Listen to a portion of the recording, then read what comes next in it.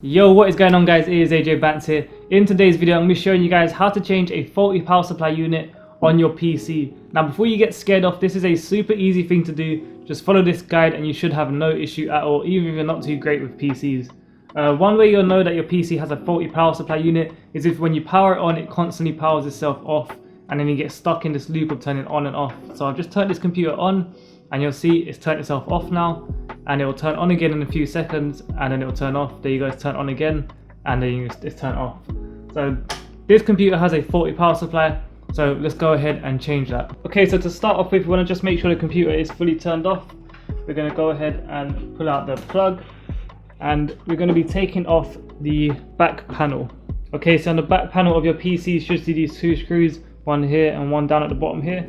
Just going to go ahead and unscrew these to get the panel off. Whoop, just drop that one and we'll take out the second one, and then this bit here is for pulling off the panel. Okay, so now we are in the back of the PC, and like I said, I know it looks a bit scary back here, but trust me, it is really easy to get this thing out. I'm going to show you guys right now how you do it. Okay, so this box right here is the power supply unit.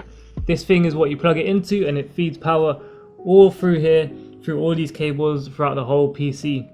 Now, like I said, do not get scared away if you're not good with PCs, because this is really easy to do. First thing we're going to do is we're going to flip the PC round, because we first need to unplug this wire and this wire from the front end of the motherboard. So let me show you guys how that's done. Okay, we're going to turn the PC around this way so you guys can see exactly what we're doing here. And then just like the back, it has those two screws up here.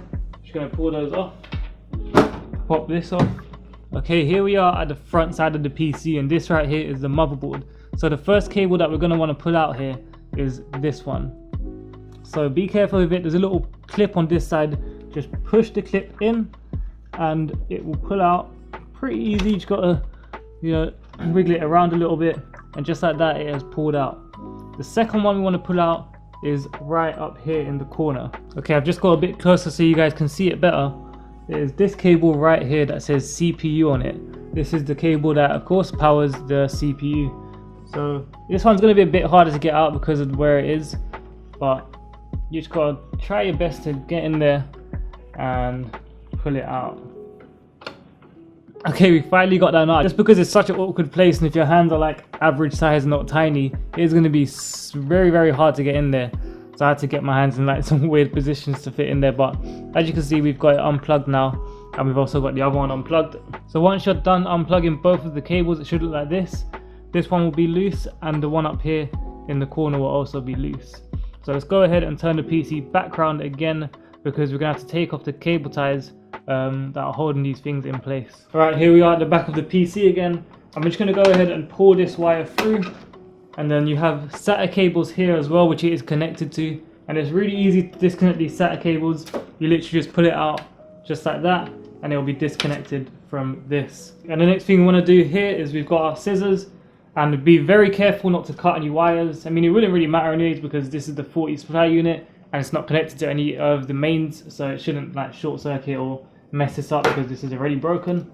But still, maybe you don't want to cut the wires. You might be able to use this for something in the future. We're just going to go ahead and clip off the cable ties, and now these wires are loose. Okay, I've just moved the camera so you can see what we're doing here. We're just going to do the same for this wire, which was the CPU wire. We're just going to cut off these cable ties.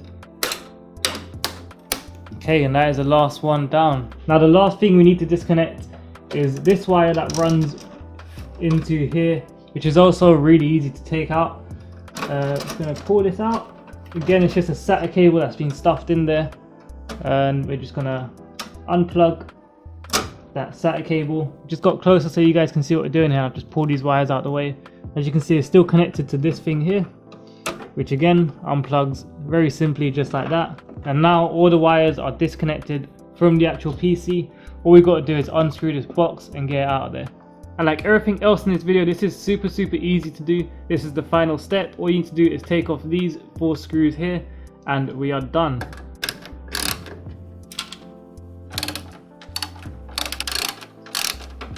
And this will come out simply like that. You just need to push it back, and I'll show you guys from another angle. That is our power supply unit, and just need to pull it out, and that is it.